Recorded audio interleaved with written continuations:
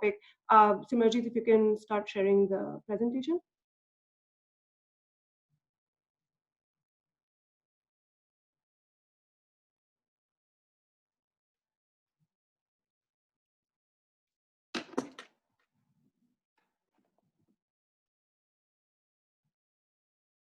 Right. Okay.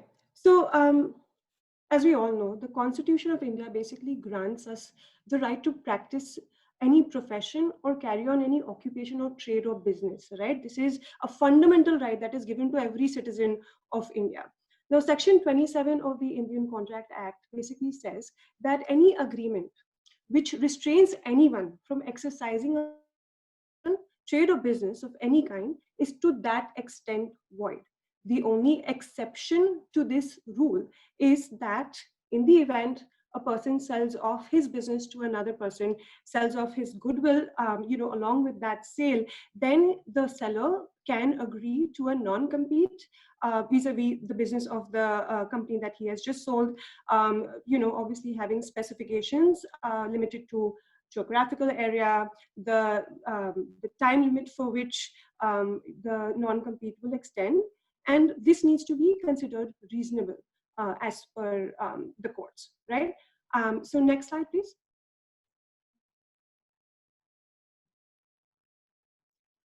All right, so there are a few restrictive covenants, these covenants would be considered in restraint of trade if they do not fall within the ambit of Section 27 of the Indian Contract Act. Okay, so we're going to be discussing a few of these restrictive covenants today. There are a few more. Obviously, time does not permit us to touch upon all of them, but if you have any questions in relation to any, feel free to ask me those questions, and at the end of my presentation, maybe we can discuss those as well. So we're going to be discussing non-compete clauses. We'll talk about non-solicitation and then confidentiality obligations. Let's start with non-compete clauses. So what is a non-compete clause? A non-compete clause is in an agreement restricts one party from conducting a similar trade or business to the other party's trade or business.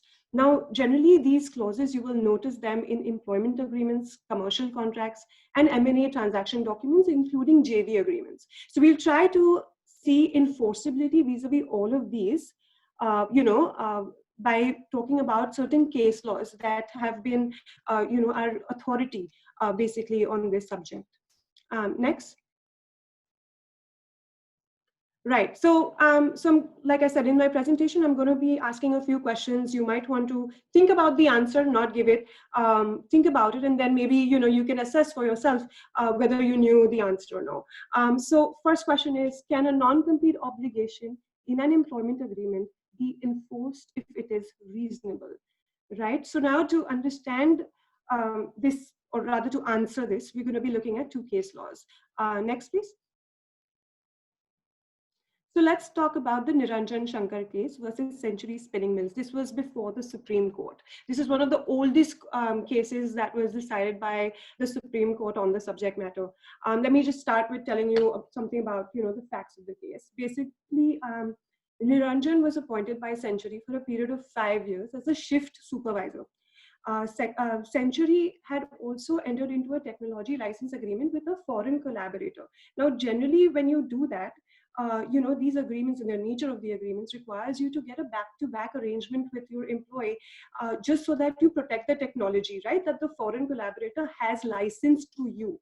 So basically, Century did execute these agreements with Niranjan. There was also a non-disclosure agreement that Niranjan had signed with the company. So let's look at the clause that was, in contention. Next, please. Okay. So this is the clause that was in Niranjan's agreement. As a part of his non-compete obligation, he was not allowed to join a competitor of a company for the period of the 5 years that, if you can go back.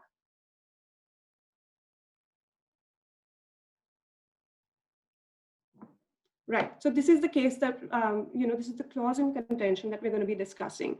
So if you look at the clause, basically what it says is for a period of 5 years, which is the term of the agreement, Niranjan would not compete or go and start or work for a competitor. What it also says is if he quits before the term of 5 years, that means if he quits his job in 3 years, then the 2 years that is remaining from the term would become his non-compete period. Obviously, if he worked for one, the remaining 4 would become the non-compete period. One thing that I do want you to sort of look at is that the non-compete obligation requires him to not enter into a business that is the business that the company is carrying out currently, and that is for the remainder of the term, that is of 5 years. Moving on. So Niranjan left the employment of the company before 5 years, obviously, otherwise we wouldn't be talking about this case right now. So this is what the Supreme Court held, that during the term of the period of a contract of employment, if you want your negative covenant to operate, it can be enforceable only if it is reasonable, not excessively harsh, not one-sided. So basically what the conclusion here is that if there is a negative covenant that you want to enforce during the term of the period of an employment agreement, then that can be done as long as those restrictions are reasonable, right? So moving on to the next case law. So this is another celebrated case law. You'll be reading about this. Basically, it's on Superintendent's Company versus Krishna and Murgai. The facts of these cases actually are very interesting. The company carried on the business of being valuers and surveyors. They had different had shops in different locations in India. They had reputation, goodwill, clients. Basically, they were developing techniques for quality testing of various commodities like textiles and machinery, etc. Right? They engaged Murgai as a branch manager for their Delhi office. Now, this is the employment agreement. This is a clause of the employment agreement, which was his non-compete obligation. Basically, what it says is, it's for a period of 2 years after he ceased to be employee of the company, or rather he leaves the company, his non-compete would be applicable at the place of his last posting, which means in Delhi, right? So for a period of 2 years after termination of his employment, or let me say after he leaves the employment of the company, he would not be able to enter into a competing business or engage in a competing business for a period of 2 years. Now, Murgai's services were terminated. So Murgai went ahead and, yes, next slide, please. So Murgai set up a similar competing business. He basically was doing the exact same business in Delhi. The company basically filed a suit claiming damages for breach of the covenant, one, and then claimed for a permanent injunction against Murgai for a period of 2 years, as per the covenant of the contract. Right? So this came before the single judge of the Delhi High Court, who took the view that the restrictive covenant was in fact reasonable and therefore imperative for the interests of the company, and therefore it said that the clause was not in fact void and therefore enforceable. Obviously, Murgai appealed against this, and it came before the division bench, which reversed the order. Basically, the division bench held that the non-compete restriction was void. This then came in, before the Supreme Court, and this is what the Supreme Court held. The Supreme Court held that a restrictive covenant is enforceable only during the term of the agreement and not beyond it, right? So it further observed that nothing in section 27 said that if there is an exception for you setting out the geographical limit, or you mentioning the kind of services that can be taken up, or you mentioning the time limit for which the non-compete will exercise. Basically, the Supreme Court said that section 27 does not distinguish between partial and complete restraint. It does not distinguish between reasonable and unreasonable restraint. Basically, any restraint which intends to operate beyond the term of the agreement in an employment agreement specifically would be void and therefore not enforceable. Therefore, to answer the first question, so yes, reasonable before the term of the agreement, but reasonability is not a test to enforce a clause after the term of the agreement. So moving on to our next concept, which is the garden leave concept. Honestly, I really like this. You know, lawyers are very interesting humans. If we're told we can't do something in a certain way, we go ahead and find out a new way to do it anyway. So garden leave clauses in my mind is something like that. Basically, what we've done is we've taken the non-compete that we required, that we wanted to enforce after the term of the employment of an employee. We've taken it before termination. Okay, and so what is a garden leave clause? In a garden leave clause, the company basically pays full salary to the employee for the period for which it wanted the employee to not compete with its business, right? So, for example, if the employee had to serve a 3 month notice period, and if you wanted to enforce a 3 month non-compete period, what you would do is call it the garden leave, right? And tell him that for a period of 6 months, right? 3 months notice, 3 months garden leave, you will not compete with the business of the company. Your employment will terminate after the completion of the garden leave period, and you will stop being an employee, or you will not be on the rolls of the company anymore. So what is the difference between being on notice period and being on garden leave period? Right? So being on notice, the employee is expected to come to work. He is expected to generate revenue for the company. He has access to email IDs, confidential information, clients, etc. Right? In case of a garden leave period, basically the employee has no access. He can't come to office. He does not have access to official emails. The company is paying him money to chill at home. It's really the best way to put this is that it's a lockdown without COVID for him. Basically, so one of these clauses came before the Bombay High Court, and if we can go to the next slide, please. Okay, so in this case, this is actually another interesting case where we have VFS Global Services versus Suprit Roy. Now, Suprit was engaged by VFS as a senior general manager. This is the clause in contention, which was a part of his employment agreement, which basically required him to not compete for a period of 3 months after his termination or resignation from the company. The garden leave period, the clause mentioned, was to commence after he has served his notice, right? And only then would he cease to be, from that period, he would cease to be on the rolls of the company. So then, sorry, go to the next slide, please. Right, so this is what the Bombay High Court held. So what the court said is that this garden leave clause intended to operate after termination of the employee, which is why it would be deemed to be in restraint of trade and therefore void. Merely giving him a salary, right, would not have the effect of extending his contract. So if you had a 3-month notice period before, and then you want him to not compete for 3 months after his termination, this would be considered a restraint in trade. But if you now, one of the other contention, or somebody could argue, is that if I change the terms of my clause and probably say that your employment agreement would terminate only after you have served your garden leave period, or it would say only after serving the garden leave period would you cease to be an employee of the company, then would it be enforceable?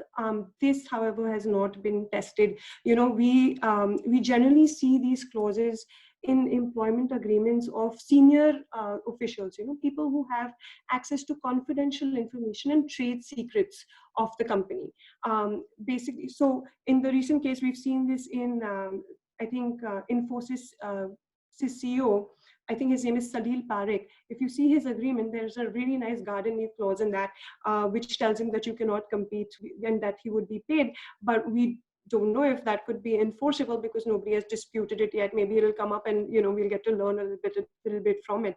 But that's about garden leave. So moving on to the next concept.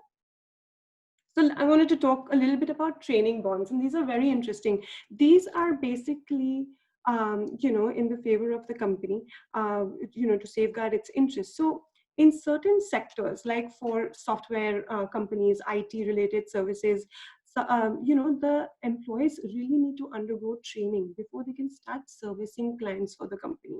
So the company invests a lot of time, manpower, energy, money in training these individuals, right?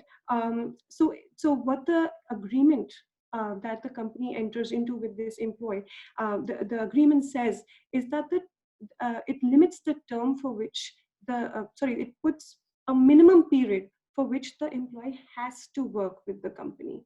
Okay, so the question here is, can an agreement restraining an employee from resigning from services of the company be enforced? Let's look at the clause that was in contention in this case. So this case, sorry, right. So in this case, which is Ravi Chandra versus Satyam Computers, this came before the Andhra Pradesh High Court. There's no clause that I'll be referring to here. Basically, what it said is, Ravi Chandra had entered into an agreement with the company saying that he would not leave the employment of the company for a period of 2 years. His father came back and said that I will give a surety bond, that he will not leave employment. One of the clauses or remedies available for Satyam in the agreement said that Satyam could claim liquidated damages for about 2 lakh rupees. It could claim stipend, and it could claim the amount that it had invested in training the employee if the employee resigns from the employment of the company. Now, for those of you who don't know what liquidated damages means, liquidated damages are pre-agreed estimates of loss and damage. Generally, these are agreed and just incorporated in the agreement earlier, so that in cases where you cannot assess how much loss would be suffered by the company, or it's difficult to assess the amount of loss that would be suffered by the company. So basically they put in an amount saying that in case there is breach of any covenant of the agreement, this is what you will be granted by court. It is also the maximum amount that the court can grant. So if you've said 2 lakh rupees, that's the maximum that you will get in this case. So obviously the employee did not work for the entire 2-year period. He actually quit in 1 year. So the employee said basically that there wasn't sufficient work, the company was not doing good business, he didn't see any opportunities for himself, his future was not going to be good here, his career was not becoming better, so he chose to leave. Satyam obviously said that it spent a lot of manpower, time, energy, and money in training him for a period of 9 months before he could even be on the rolls of the company, right? So it had invested a lot, and for the future, it had also taken up new assignments and had relied on this employee to service those clients on behalf of the company. So this was a huge loss for Satyam, and Satyam claimed damages of the 2 lakh rupees for this premature resignation by the employee. The AP High Court delved into the matter, and the previous slide, please. The AP High Court delved into the matter, and basically, looking at the facts of the case, said that although this may not be enforceable in India, the amount that is agreed in the contract has to be granted. But 2 lakhs is too much, right? It said that because the employee had already worked for a period of 1 year, and because no actual loss had been suffered by the company by this action of the employee, the court went ahead and granted 1 lakh rupees to the company as remedy. So moving on to the next slide, please. So now we're going to be talking about non-compete clauses in commercial contracts. Just let me start by saying that the view that courts take vis-a-vis employee and employer agreements is way more narrow, right, as compared to that of any other agreement. Okay, so you will understand that as and when I talk about different case laws. So let's start by non-compete clauses in commercial contracts. So this again is a very celebrated case, Percept India versus Zahir Khan the cricketer. Basically in this, what happened, this was before the Supreme Court. Zahir Khan and Percept had entered into a promotion agreement wherein Percept was the agent of Zahir Khan and would negotiate and bring advertisement, opportunities, endorsement opportunities, marketing opportunities for Zahir, and Zahir would pay Percept, obviously, commissioner fee, whatever was agreed in this promotion agreement. Now, the term of this promotion agreement was for a period of 3 years, right? One of the clauses in the agreement said that in the event Zahir did not wish to extend the 3-year term of the agreement, he would have to offer. He would be free to go out in the market, get a quote from a third-party agency, but he was under an obligation to disclose these terms and conditions to Percept, and then Percept would have the opportunity to match to those terms that were being offered to Zahir by the third-party agency. Basically, the agreement provided for a right of first refusal. That means that Percept would have the right to match any proposal that Zahir got from a third party agency, and only if Percept could not match it for a period of 10 days, then Zahir could go ahead and engage a third party. So, in this, what happened is Zahir did not wish to continue his engagement with Percept. After 3 years, he went ahead and entered into a separate agreement with somebody else. Percept obviously filed a suit saying that, Zahir Percept filed the suit, and Zahir's defense was that this clause that we just looked at, the right of first refusal, was in restraint of trade. He should have the liberty to step out and engage any other third party if he so wishes. Percept argued that the clause is not in restraint of trade because it merely tried to give Zahir a better opportunity, right, to get a better deal for himself. So this is what the Supreme Court held. It said that the restraint cannot be extended beyond the term of the agreement. It said that Zahir had the right to enter into a fiduciary relationship with anybody he wanted, right?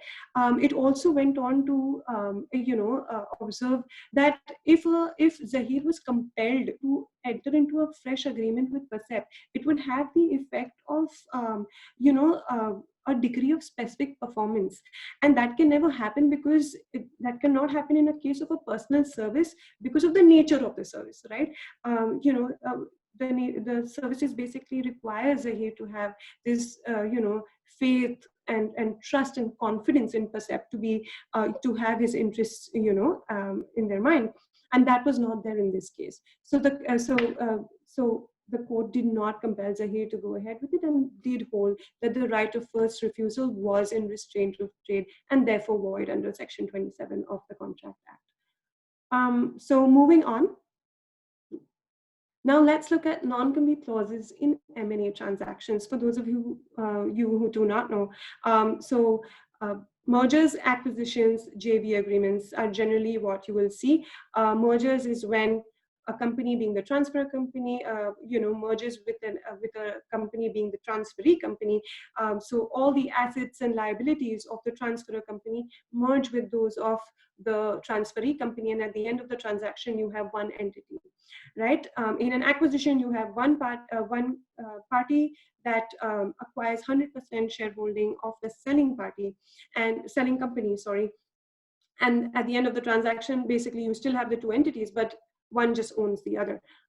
In a joint venture agreement, two companies come together, they own 50%, each of the JV agreement, and they have a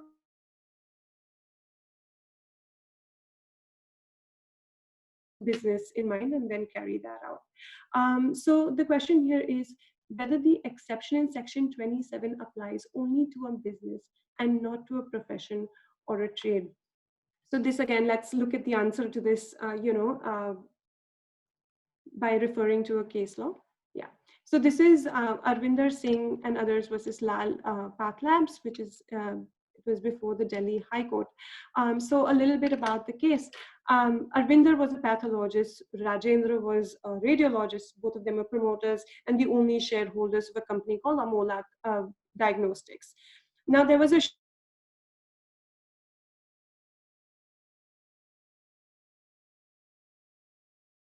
Amolak being the purchaser, and obviously they purchased the shares from Arvinder and Rajendra, right? The SPA had a non-compete clause. The two promoters had also entered into a retainership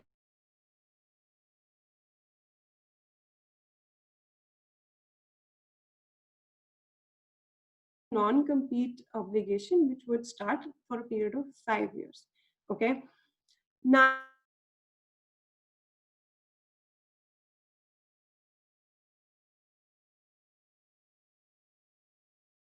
third company. Um, Now, the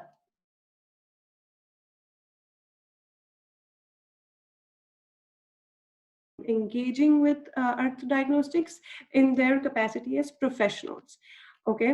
Now the question before the court and what the court had to assess here is that the promoters had sold off their entire business, including the goodwill, right? So the exception in Section 27 would apply to them, and therefore the non-compete obligation would in fact be enforceable against the promoters.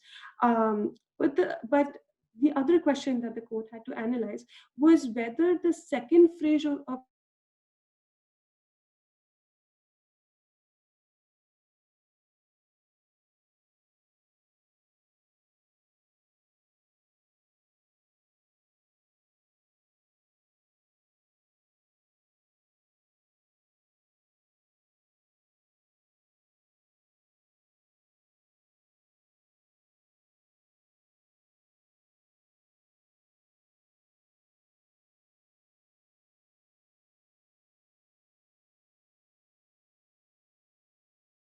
is a very pro-employee, country, and most laws are pro-employee, which is in fact a good thing.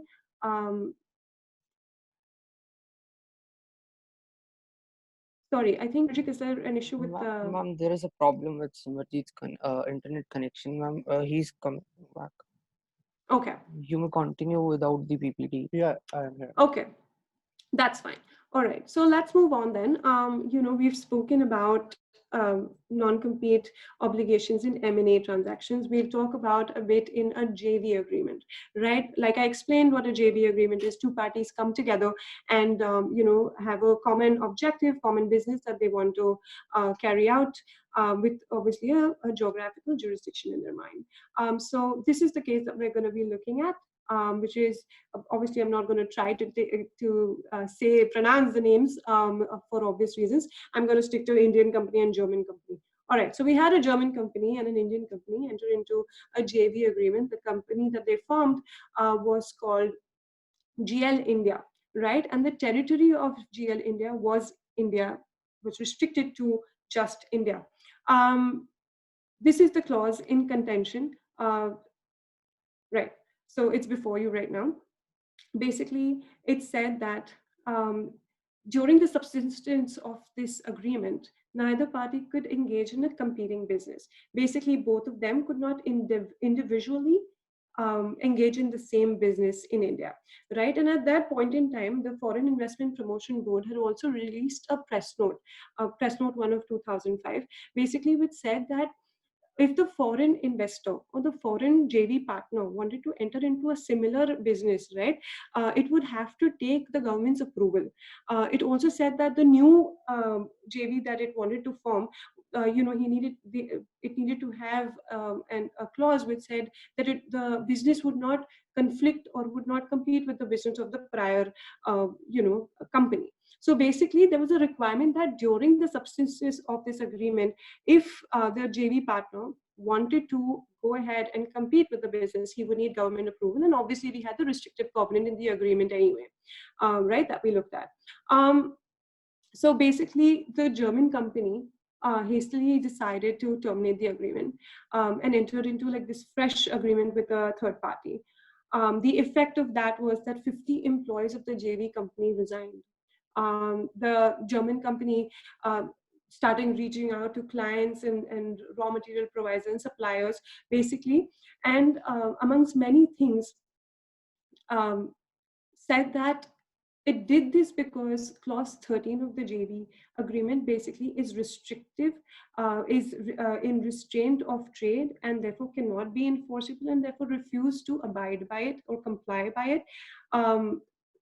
This again, the Madras High Court, sorry, next slide.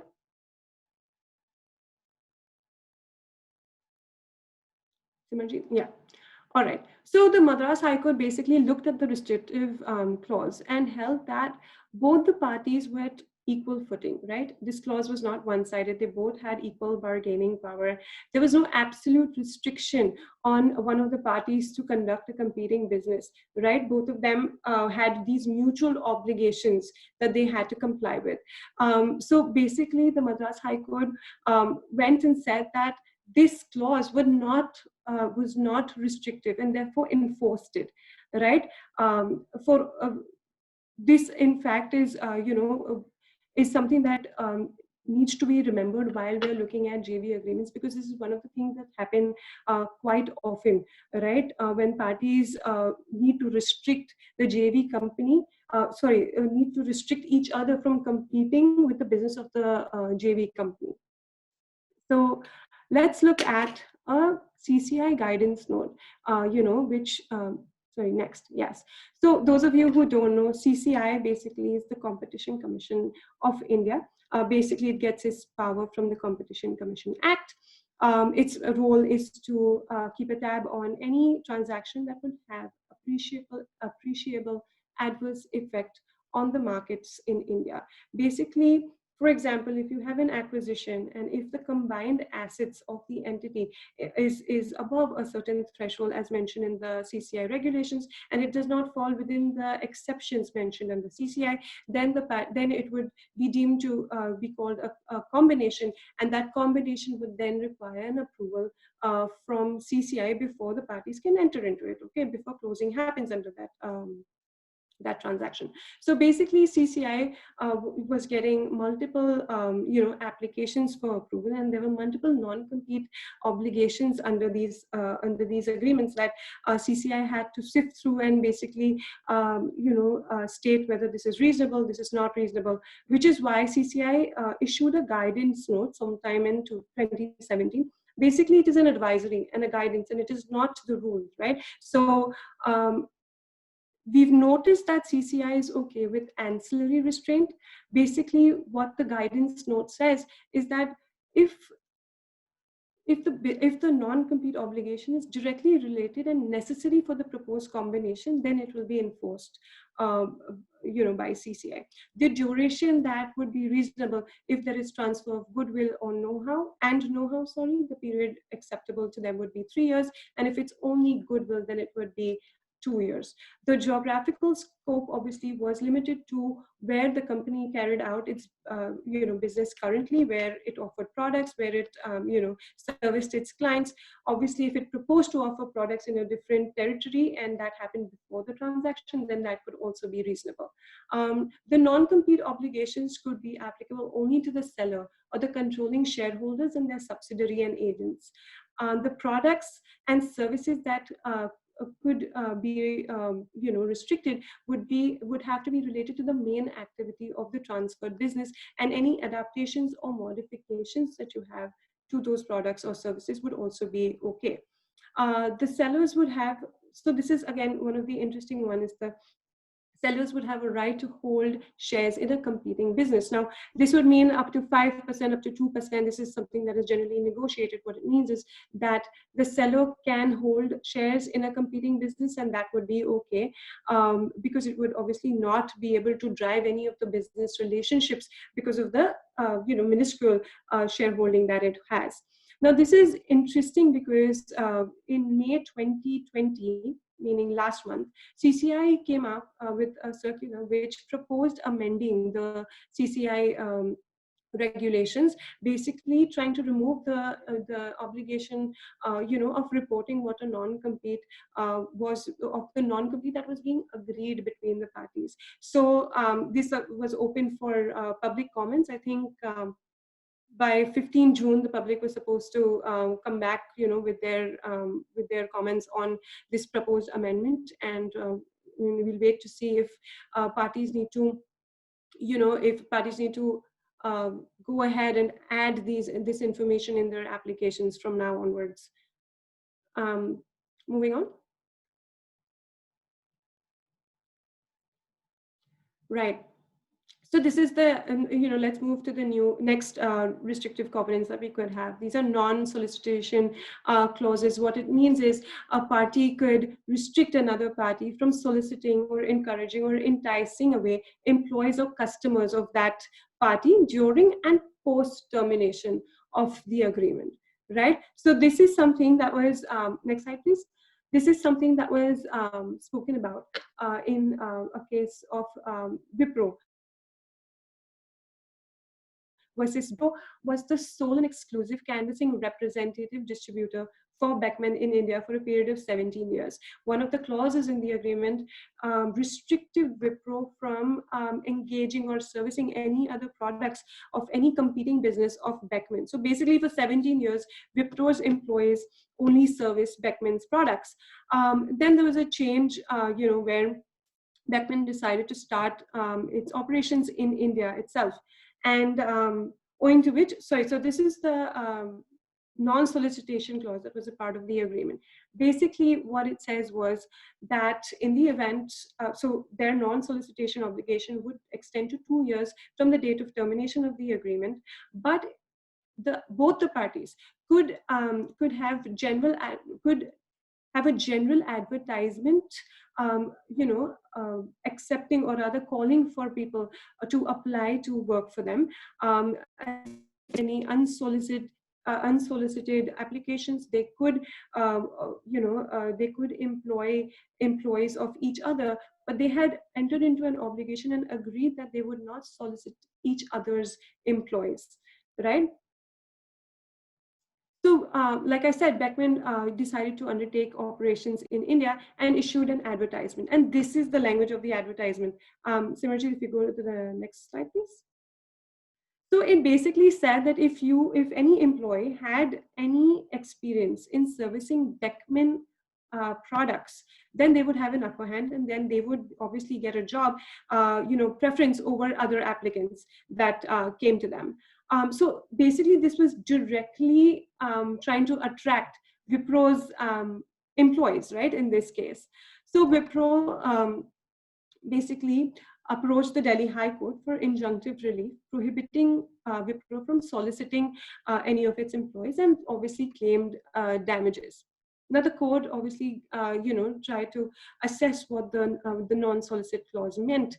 It basically, observed that there was no bar in the clause. There was no bar on any of the employees of Wipro or of Beckman to go join the other, right? The embargo was only on Wipro and Beckman to not solicit each other's employees, right? So, which is why, since there was no restriction on the employee, but this was in the nature of a non-poaching agreement, right? The court held that the clause was not a restriction, right? It held that the advertisement was in fact solicitation by Beckman, but which is why damages were awarded to Wipro for breach of covenant by Beckman.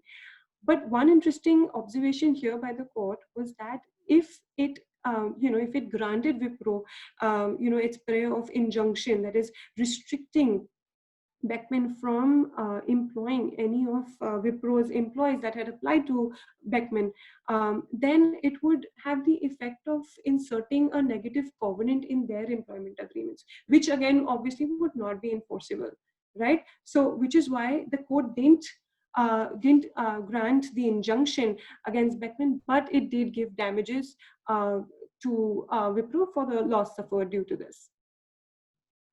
Right? So moving on to the next one, and this is the last negative covenant that we'll be discussing. This is a non-disclosure of confidential information. Basically, again, with the example of one of the cases, this was before the Calcutta High Court. Hi-Tech was, engaged in the business of sale of products and equipment for power and process industries. So there were 3 employees that were employed with Hi-Tech. They had access to confidential information, trade secrets, technical know-how. They had access to foreign suppliers. They were talking to them. So basically, they knew the business in and out, right? Although there was no agreement with these 3 employees, there was a code of conduct, and Hi-Tech had gone ahead and amended its code of conduct to include a clause which said that the employees would not be able um, to disclose any of the confidential information during or post termination of their employment to any third party, right? To the detriment of high tech. What happened next was three of them, the employees, they resigned, one after the other, and started a competing business. So the question before the court was twofold now: whether the employees can have a competing business. And so if you have been listening to me for the last 30 minutes, you know that the court cannot restrict the employees. Obviously, the employees can go ahead and have that business. The second question before the court was whether the employees can use the trade secrets and confidential information that they had acquired during the course of their employment, if they could use that for the purpose of carrying out their competing business. Hi-Tech filed a suit seeking an injunction, right, against the employees. Basically, what it did in that suit was it listed out all the confidential information, trade secrets that the employees had taken away from the company. Basically, the onus of proving that Hi-Tech owned that property, intellectual property, and that property was wrongly taken away by the employees was on obviously the company. And Hi-Tech had been able to establish in detail, right, what this exact information was. So again, the court in this case held that because there would be irreparable harm that would be suffered by Hi-Tech, right? If the employees were allowed to take away this confidential information from them, the court basically granted an injunction, said that these employees could not use confidential information that belonged to Hi-Tech for the purpose of their business. Okay. It also went on to say that their order in no way meant to restrain the employees from carrying out a different business. As long as they don't use the confidential information, they can do whatever they want. So next slide. This is the last case that we're going to be discussing. It's Polymers Papers versus Gurmeet Singh. This is before the Delhi High Court. Basically, Polymer was in the business of manufacturing a wide variety of filter papers used for automotive applications, defense equipment, etc. Now, Gurmeet and 9 other employees of the company decided to resign from the company at the same time and start a competing business. There were no agreements that were executed with these employees. The contention of the company was that the employees had obviously taken away confidential information, technical know-how, in relation to products that the company was manufacturing, and was using that obviously for their own business. Now, the problem in this case was that Polymer was basically unable to establish the nature of the IPR that it claimed the employees had taken away. It failed to, put out a list of all the products that it needed the court to protect. It basically, in fact, the employees came to court and they were able to prove that what the company was doing is it was importing these products from a foreign country, dismantling it, doing reverse engineering, making drawings, making designs, making third parties make those designs, and then the only thing that the company was doing was assembling it. So basically, there was nothing novel or unique about the designs that the Polymer was claiming was their copyright. It was basically also, one of the things here is that none of the designs were registered in the name of Polymer, which didn't work well for Polymer, right? So in this case, the court held that in the absence of any agreement with the employees, basically restricting them from using any of the confidential information, obviously didn't work well for Polymer. Also, the fact that none of the designs were registered in its name also did not work for Polymer, and therefore the employees were allowed to do whatever they needed to do because the information was not considered confidential in this case. So that brings us to the end. Let me just quickly conclude for you. So we went through non-compete clauses in employment agreements. We said during the term, the restrictions are enforceable if the same are reasonable. We said that after the term of their employment, they will not be enforceable and be deemed to be in restraint of trade. In garden leave clauses, we said that, again, after the term of the employment, the same would be in restraint of trade. Training bonds, the restrictions were not enforceable post-termination, obviously, but liquidated damages were awarded to the company in this case. Non-compete clauses in commercial contracts, would be in restraint of trade post-termination. Non-compete clauses in M&A and JV agreements, reasonable restrictions would be enforceable. In case of non-solicitation clauses, we said that the same would be enforceable during the term and post-termination, and confidentiality obligations would be enforceable during and post-termination as well, as long as the company can prove that the information is in fact confidential, novel and unique and owned by it. So I think that brings me to the end of my presentation. I would be happy to address or answer any questions that any of you have.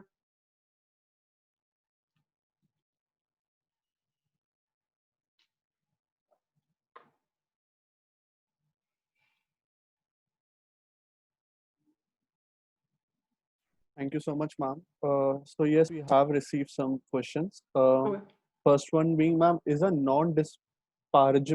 disparagement clause enforceable? This is actually a very interesting question because, okay, so for those of you who don't know what non-disparagement means, it's basically, it's for the, in favor of a company. It's when an employee who's leaving the company, or an ex-board member, generally a director of the company, while leaving the services of the company, will not engage in any negative activity which would bring disrepute to the company that he's leaving. Meaning he will not say anything bad about the employees, the policies, the pay, the work, the product, the service. He can't say anything bad. It's to protect the reputation of the company. So this, I think, was incorporated in one of the agreements. Again, I think one of I think Infosys only, wherein I think their ex-CEO was leaving, I think Vishal, and they had executed a disparagement agreement with them. So unfortunately, it hasn't been tested in courts yet. We don't know if they would be enforceable, but nothing stops an ex-director from talking about a non-compliance, from becoming like a whistleblower of a malpractice that had occurred during the time that he was in employment of the company. Unfortunately, I think the protection that the Companies Act gives to a whistleblower would not be extended to an ex-director. But like I said, if it is to a regulator, maybe it's okay for him to do it. But whether or not these are enforceable hasn't been tested in courts yet, unfortunately. Okay, thank you, ma'am. Next question being, whether Section 27 of Indian Contract Act is fair or not in the matters of employment agreements? So if you ask me, and this is my opinion only, I think it's not fair because the employer would need some sort of protection, against an employee who goes out and wants to compete. And this is not just my observation. The Supreme Court and Superintendents, has observed that maybe it's time to amend Section 27, based on the changing business scenario in India. So the Law Commission in its 13th report also said that maybe the legislature should consider amending Section 27.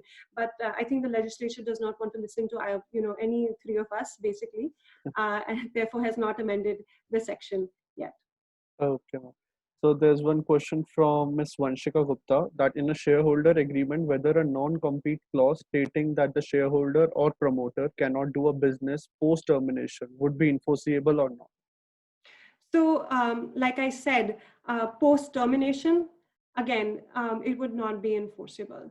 It's very clear, the law actually, Section 27, like I mentioned, is very clear that restrictions would be applicable only during the term of them being with the company.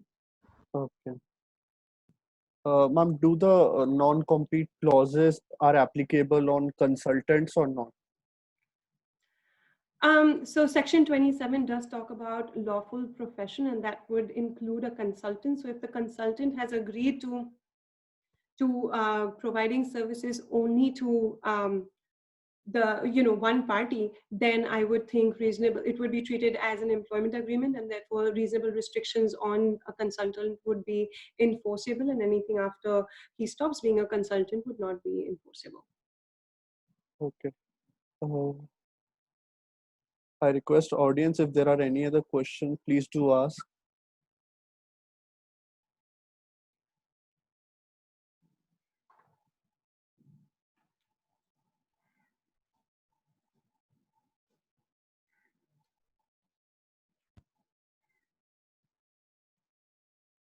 I think we do not have any further question. Great, that means I explained well. Okay, then yes, we Actually, have. Simar, I have sent you a question. Someone sent me on private chat. Okay. So we have received one question from private chat. Any negative covenant post-employment shall always be held in restraint of trade or not? Sorry, repeat that for me. Any negative covenant? Post-employment shall always be held in restraint of trade or not? Yes. Okay. Yes, that is correct. Yeah. In which kind of agreement non-solicitation clause to be mentioned? In which kind of agreement? Okay, honestly, if I understand your question correctly, where have I seen non-solicitation clauses? I've seen them in employment agreements, in all sorts of agreements, honestly, commercial agreements, M&A transactions, basically any time where you want to make sure that the other party does not come and solicit your clients or employees, you could incorporate a non-solicitation clause. All right. So we have received one more question. In a shareholder agreement, whether a non-compete clause stating that the shareholder or promoter cannot do, I think it's the repetitive. Yeah. Oh, I think what the person is trying to ask me is if you can restrict a shareholder. It's the same question which we received earlier. Right. So no, I think it's asking about a shareholder. And Yeah. in my mind, it would then obviously be a part of an M&A transaction where you're agreeing for, vis-a-vis payment of consideration, whether a non-compete clause could be enforceable against you. And the answer is yes, it can be. That is. I have unmuted one person. She wants to ask one question. Yes, Ms. Bhavani, please go and ask the question. Please be louder.